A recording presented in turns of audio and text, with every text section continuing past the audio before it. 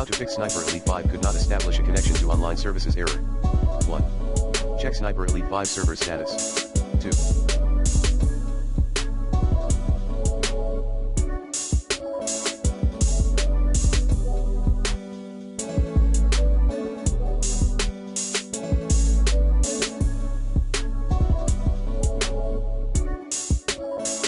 Check then troubleshoot your own internet connection.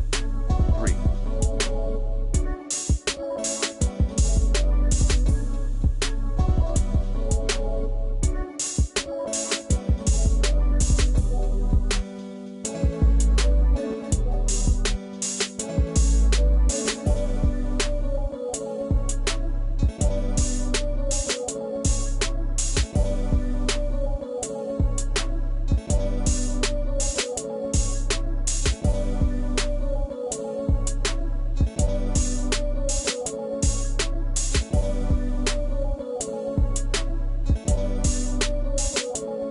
Quit then rerun the game.